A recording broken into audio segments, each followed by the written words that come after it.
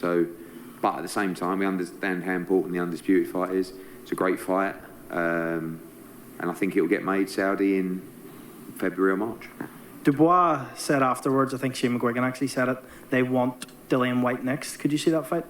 Maybe, yeah. I mean, I didn't really see what happened. I mean, I had all these things going mad.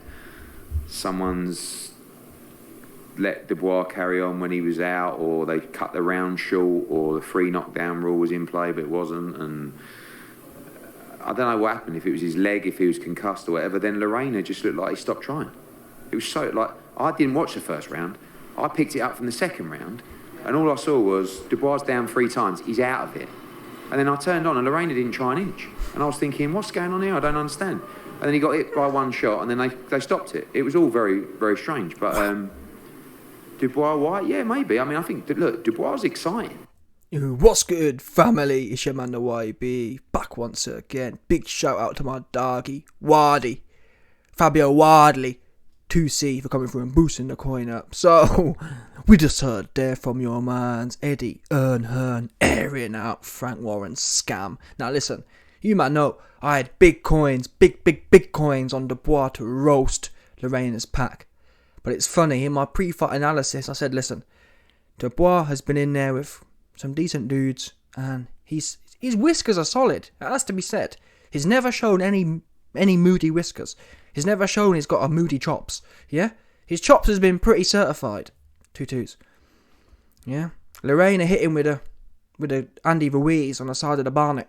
And that was it for him.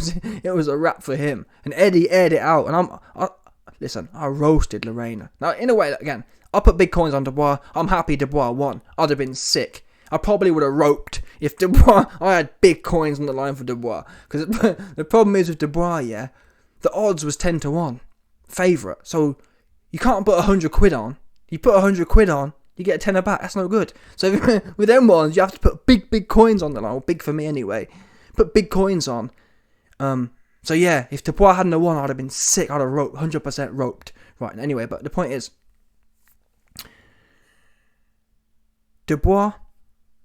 Like Eddie Hearn said, Dubois was toast in that first round. Toast.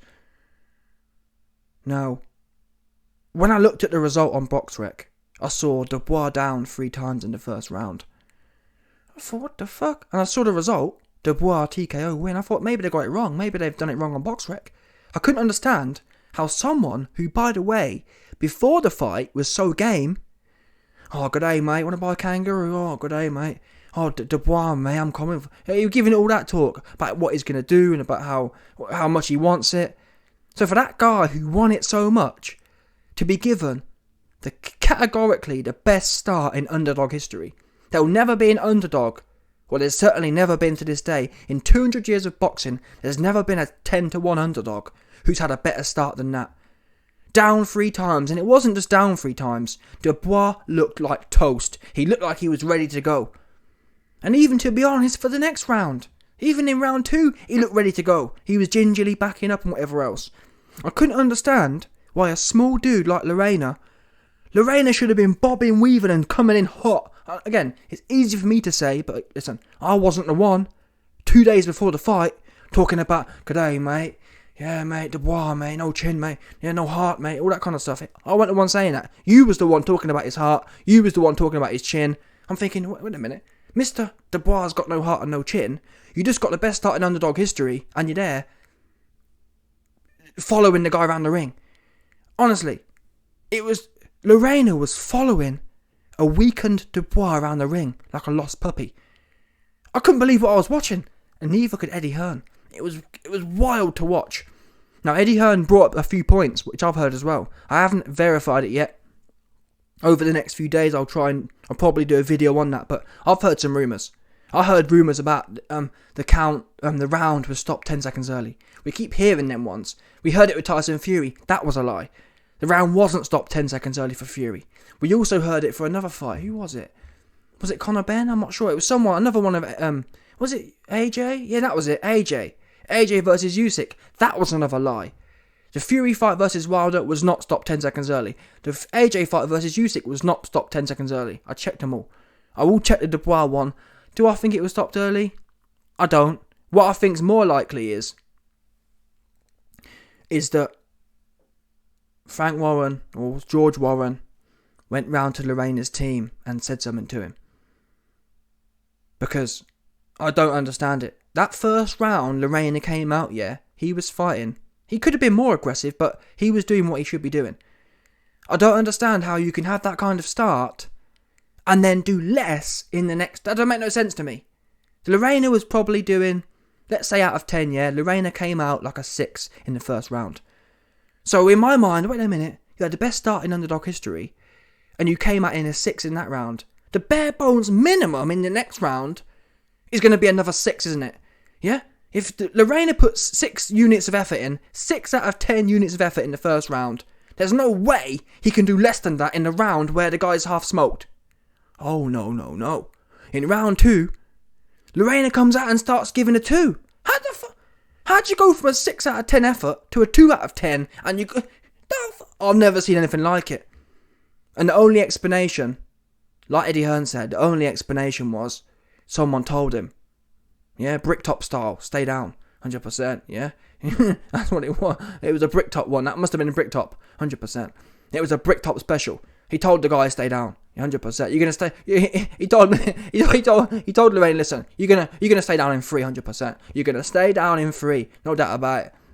Because then Lorena, who wasn't doing anything for round 2 or round 3, put his chin in the air, got clipped and jumped on the floor, and then he just covered up on the ropes and just got teed off on. It was super. I've never seen anything like it. So yeah, Eddie Hearn. I mean, Eddie Hearn knows what the legal consequences are. We know Frank Warren's trigger happy with legal cases. We know Eddie Hearn just sued Jake Paul for making references about corruption. Why is that relevant? Well, you've seen the title of my video, which will be something like Eddie Hearn exposes Frank Warren rigging or fixing the Daniel Dubois fight. Eddie Hearn didn't actually say that specifically. Well, I've just explained to you why Eddie Hearn can't blatantly come out and say why Eddie Hearn can't come out and blatantly say Frank Warren sent someone round there to tell the guy to stay down. But that's what happened, big facts, and that's what Eddie Hearn implies. Again, he can't say what I can. Well, I can't say. I'm too broke to be sued. So oops, 100%. Yeah, what are you gonna do? Take the basement at 100%. Well, Eddie Hearn can't say what broke dons can say. When you're broke as a joke, what they can do? They can't take. 100%. You can't go. What you can do? Take my overdraft away, 100%. What are you going to do? Take coins out of the overdraft, 100%. What are they going to do? Make my overdraft more negative, 100%. Do you know what I'm saying? Oh, wait there, YB. What's that? You're $500 overdrawn. We're going to take you down to minus 1.5. Yeah? They can't do that one, 100%. Anyway, so yeah, Eddie Hearn certainly made the implication that there was something moody going on with the Dubois fight. And I agree. I'll tell you why else I agree. I was watching Frank Warren in the crowd, and he was way too relaxed. Yeah, Dubois is his next big thing. That's a fact. And Frank Warren's been hand rearing Dubois since the last 5 years. So I was more nervous. My ass was twitching. So I don't know how Frank was so relaxed, relatively speaking. I'll tell you how he knew he was relaxed. 100%. He told the guy, listen, we'll pay you $500,000 to stay down. 100%. Yeah. And that's what Eddie Hearn 100% co-signed it as well. So yeah, interesting. I mean, Dubois now, I might do a video on this in its own right, but what I find funny is, this really was one of the best things to happen for boxing. Not on a huge scale, but on a smaller scale. Why? Well, 2 days ago, me and many other people would have told you Daniel Dubois will punch a hole through Dillian Whyte. Now that fight, 2 days ago, I'd have told you there's no way Dillian Whyte fights Daniel Dubois. I'd have told you that. And really, there was no evidence it would ever happen. Now, after seeing what we saw, I think that fight probably does happen next. I think Dillian Whyte will be licking his chops, thinking, you know what, I've got a left hook, I've got a right hook. We know Dillian Whyte likes to hook, and we know Dubois is a sucker for a hook, apparently. And that does make sense, because when you think about it, when really Dubois never fought a hooker. Dubois has never been hooked, I don't think. When it was Joyce jabbed him and right-handed him. Joyce's hooks were too slow. I don't remember Joyce landing any hooks. So it seems a lot like AJ, really. AJ can take a right hand. Well, I don't know. But scrap AJ. The point is, Dubois certainly has some vulnerabilities around the top of his bonds. Yeah, that area there.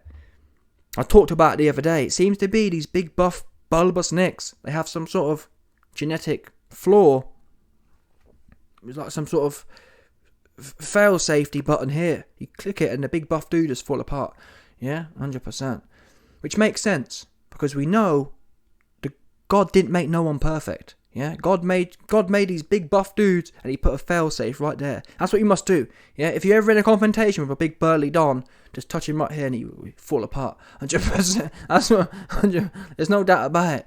Yeah, where do you think the story of David and Goliath came from? Yeah, many people don't know this.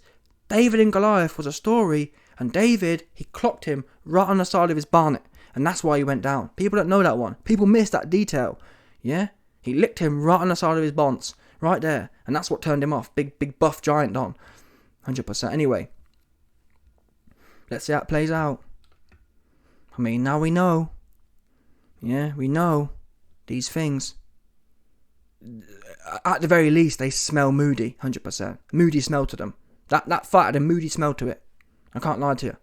Now, I wouldn't mind if Kevin Lerena wasn't so hyped up. Now, don't get me wrong. People can waffle in the pre-fight and then flop. We always see that. But for someone to be on it in round 1 and then to fall apart in round 2 when you're winning, nah, I've never seen that before. I mean, look at Andy Ruiz, for example. Andy Ruiz was a similar situation to Lerena. Andy Ruiz didn't have as good of a start. In fact, Andy Ruiz went down first. And still, he came back fighting. Anyway, let me know your thoughts. Smash the like button, subscribe, and lick off the bell 100%.